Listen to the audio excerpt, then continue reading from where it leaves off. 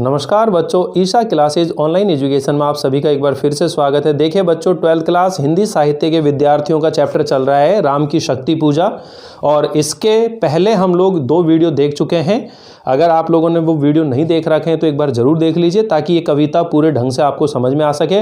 आज हम बात करेंगे, जो कविता आप लोगों ने पहले पढ़ी उससे आगे के अंश के बारे में पढ़ेंगे। हम लोग बात कर चुके हैं कि भगवान श्री रामचंद्र जी और रावण के बीच में युद्ध चल रहा है, किंतु राम जी रावण के ऊपर जो भी प्रहार कर रहे हैं उनका कोई भी प्रभाव रावण के ऊपर नहीं पड़ता है। उसका कारण ये बताया गया है कि रावण ने शक्ति की आराधना करके और शक्ति को अपने पक्ष में कर रखा है। इसी बात से रावण कि इस बात से जो रामचंद्र जी हैं वो हताश और निराश हो गए हैं और अपने मित्रों से कहते हैं कि अब हम ये युद्ध नहीं जीत सकते, क्योंकि अब ये युद्ध केवल वानर सेना और रावण के बीच युद्ध नहीं रहा है, बल्कि जो अधर्मी रावण है उसके पक्ष में साक्षात युद्ध की जो देवी है शक्ति, यानी कि उनके पक्ष में खड़ी हुई है। तो अब हम ये युद्ध नहीं जीत सकते, जिसको सुन करके वहाँ मौजूद सभी लोग जो है बहुत ज़्यादा व्याकुल और दुखी हो जाते हैं। उसी क्रम को आगे बढ़ाते हुए आगे बात होती है, निज सहज रूप में संयत हो जानकी प्राण,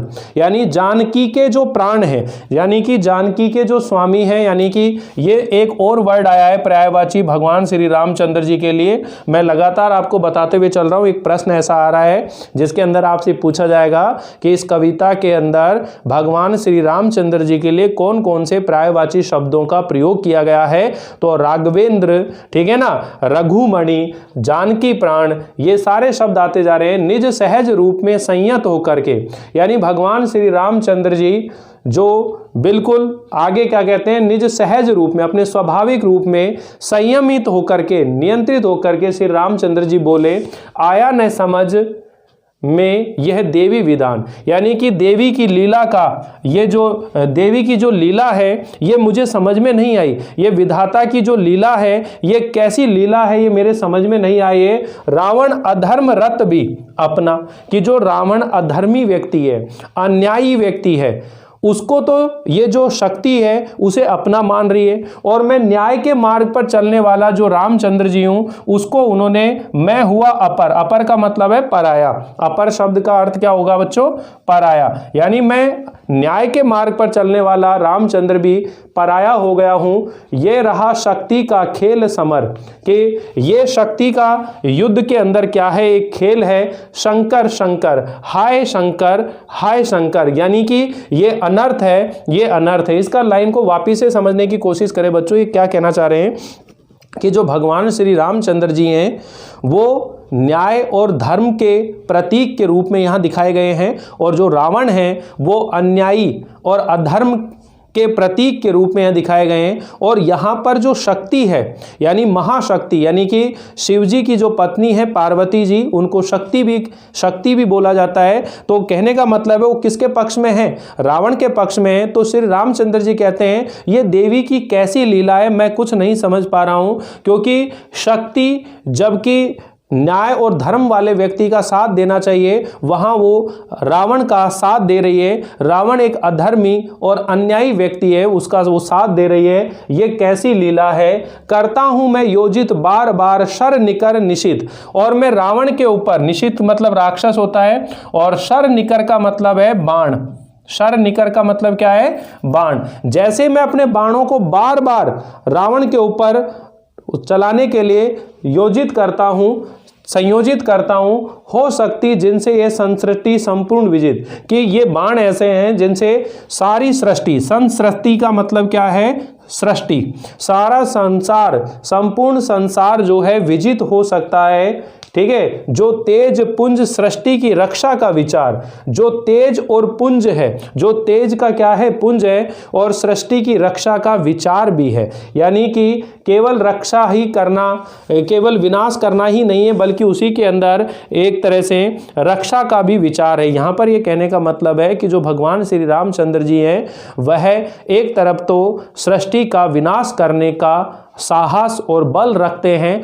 लेकिन दूसरी तरफ उनके ऊपर इस सृष्टि का जो रक्षा करने का जो दायित्व है, जिम्मेदारी है, वो भी उन्हीं के ऊपर है जिनमें निहित पतन घातक संस्कृति अपार, और इस अपार संस्कृति का पतन करने, नाश होने का जो भाव है, उससे रक्षा करने का भी जिम्मेदारी किसकी है? भगवान श्री रामचंद्र जी की। तो वापिस एक बार पूरा ढंग से समझने की कोशिश करें बच्चों कि प्रस्तुत पद के अंदर कवि निराला जी कहते हैं कि भगवान श्री रामचंद्र जी अपने शांत स्वभाव में, अपने सहज स्वभाव के अनुसार बिल्कुल स्थिर होकर के बोलते हैं कि मुझे ये जो ईश्वरीय माया है, ये ईश्वर की जो लीला है, वो समझ में नहीं आई, क्योंकि रावण जो है अधर्म के मार्ग पर चल रहा है, और अधर्म के मार्ग पर होने पर भी जो देवी के द्वारा उसको अपनाया जा रहा है, और धर्म के मार्ग पर चलने वाला मैं, यानी मुझको पराया माना जा रहा है। ये युद्ध शक्ति का खेल है।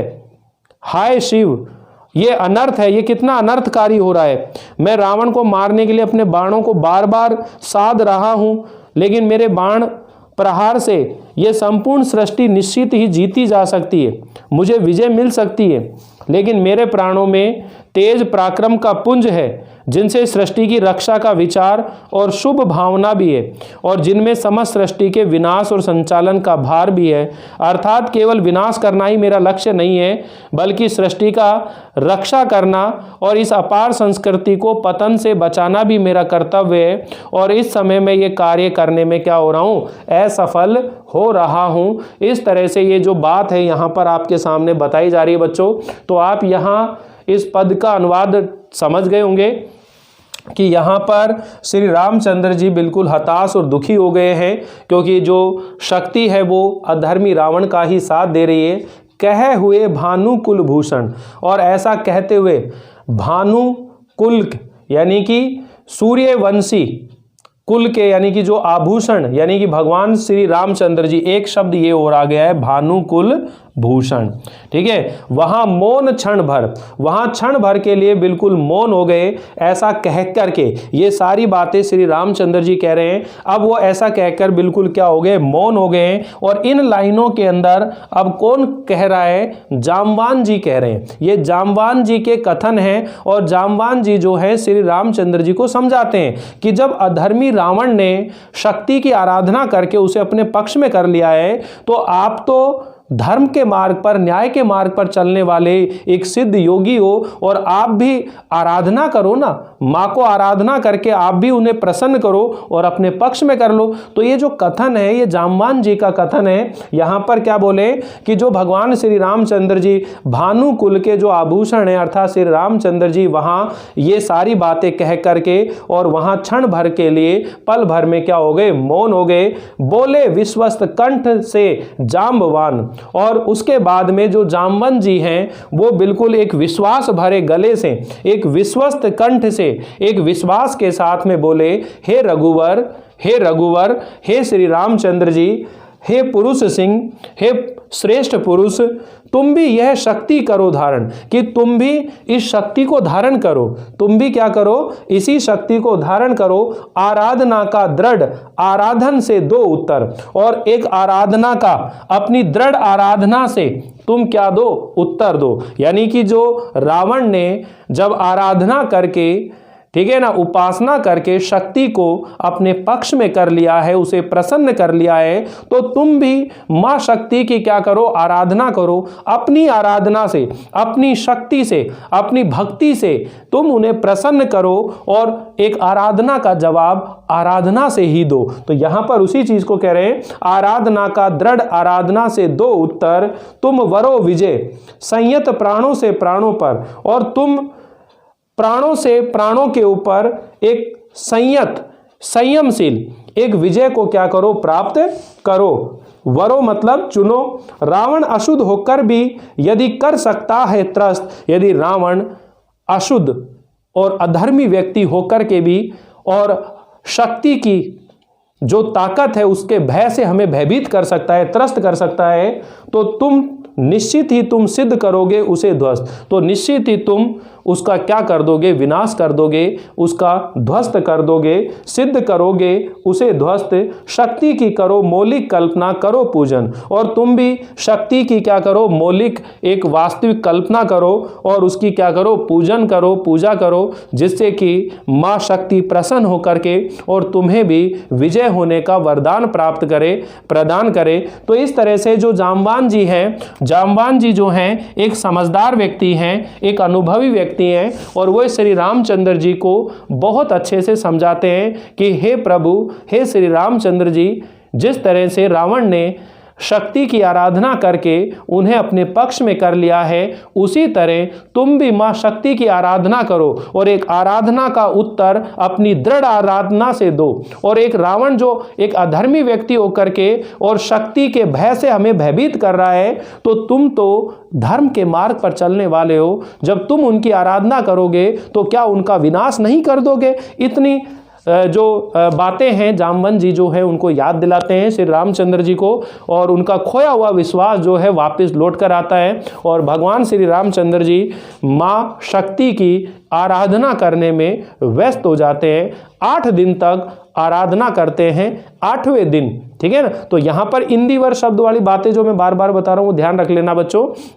तो उम्मीद है यहां तक ये चैप्टर समझ में आ रहा होगा आप लोगों को। चैप्टर जब समाप्त होगा तो इसके जितने भी क्वेश्चन हैं उनके उत्तर मैं आप लोगों को बताऊंगा और अच्छे से समझाने की कोशिश करूंगा कि आखिर ये क्या है, इसका वर्तमान समय में इसकी क्या प्रासंगिकता है, इससे क्या संदेश दिया गया है, क्या शिक्षा मिलती है और किस तरह से हमको ये कविता, इसका सारांश हमें दिमाग में अपने सेट रखना है। तो जुड़े रहिए, मिलते हैं अगली बार इस कविता को आगे बढ़ाते हुए। तब तक के लिए थैंक यू, बाय बाय।